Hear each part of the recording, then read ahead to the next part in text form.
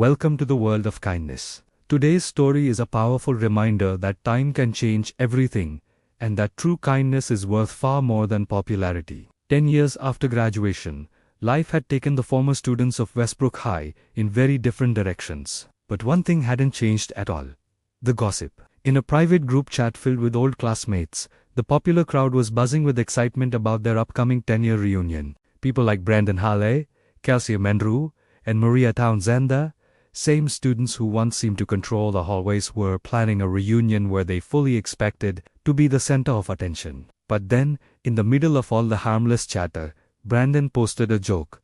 "Should we invite Alyssa Hartley? Let's see if the class loser still exists." The message sparked a flurry of laughing emojis, snide comments, and the same childish cruelty that once destroyed people's confidence. With mocking intentions, they sent an invitation to Alyssa, fully expecting her to show up shy, embarrassed, and completely unchanged. But life had not unfolded the way they imagined. Not even close. Alyssa Hartley had been quiet in high school, but not because she lacked intelligence or ambition. It was because she lacked support. She wore second-hand clothes, carried notebooks filled with dreams she never dared to share, and always walked quickly through the halls to avoid the whispers and stares. Her single mother worked double shifts just to keep the lights on, so while her classmates partied, Alyssa spent her nights studying, taking free online courses, and sketching out small business ideas in secret.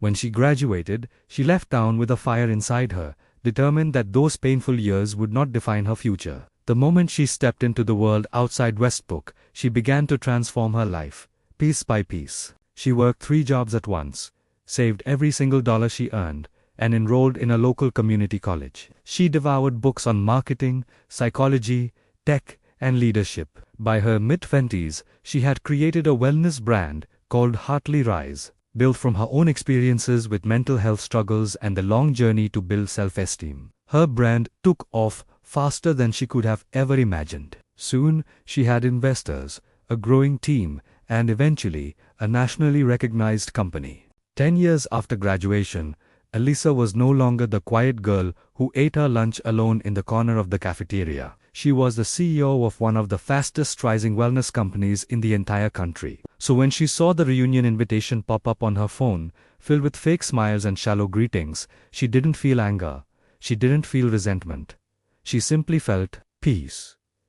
She accepted the invitation, but she decided she would do it in her own way. The night of the reunion finally arrived. The venue was decorated with silver balloons, old photos, and a thick layer of nostalgia. Brandon, Kelsey, and Maria stood confidently near the entrance, enjoying the attention, sipping their drinks, and bragging about their promotions and marriages. Underneath the veneer of fake smiles, they waited eagerly to see Alyssa walk in, looking ordinary, just so they could whisper to each other about how nothing had changed. But something did change. In fact, everything had. Just as the music began to play, a deep, rumbling sound vibrated through the ground. People stepped outside, confused, looking around. The sound grew louder and louder, the unmistakable whir of rotor blades slicing through the air. Heads tilted upward as a sleek, black helicopter hovered above the reunion grounds and began to descend gracefully onto the lawn. Every conversation stopped. Every phone was pulled out and pointed toward the sky. No one had any idea who it could be. Then, the door slid open, and Alyssa Hartley stepped out. She was not the shy, withdrawn girl from 10th grade. She wore a tailored white suit, her hair styled in soft waves, and a quiet confidence radiated from her smile. Her posture, her presence, even the way she walked, everything about her signaled strength, success, and a profound transformation. A security team escorted her toward the building as her former classmates stared. Their jaws dropped, while whispers spread like wildfire through the crowd. Is that Alyssa Hartley?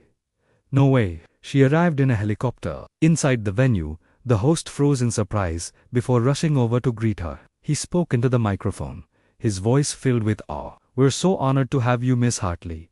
Thank you for agreeing to speak tonight as our special guest." The room went completely silent as her name echoed from the speakers. The same people who once mocked her now stepped aside, unsure whether to approach her or to hide in the shadows. Brandon swallowed hard, his face pale. Kelsey nervously avoided eye contact.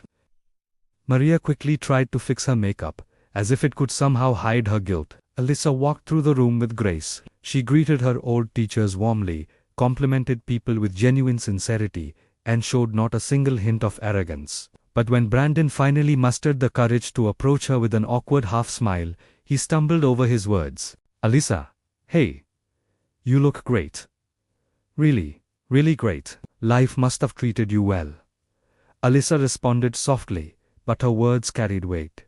"Life treated me the way I treated myself. That's what changed everything." When it was time for her keynote speech, she stepped onto the stage. The room quieted instantly. She didn't speak about her wealth, her achievements, or her success. Instead, she spoke about resilience. She spoke about the nights she cried alone, feeling worthless. She spoke about how bullying shapes a person's inner world, and how difficult it is to rise when people are constantly trying to push you down. Her voice was calm, her words were profound, and her honesty made even the proudest and most arrogant classmates lower their eyes in shame. "I used to walk these halls, believing that I wasn't enough," she said, her voice clear and steady. "But today, standing here, I realized something incredibly important. It wasn't me who lacked worth. It was the people around me who lacked kindness." A hush fell over the room, a deep, uncomfortable, and revealing silence. She then added gently, "We don't decide who we become based on who others think we are. We decide it for ourselves, every single day, through small choices, hard work, and believing that we deserve better." By the end of her speech, even the former bullies felt their pride shatter into a million pieces. Brandon approached her again, but this time, his apology was genuine, his voice trembling. "We were terrible to you," he said. "You didn't deserve any of it. I'm so sorry." Alyssa smiled kindly. "I forgave you long before today. I had to. You can't fly when you're still holding on to old pain." With that, she stepped back outside, walking toward the waiting helicopter as the entire reunion crowd watched in silence.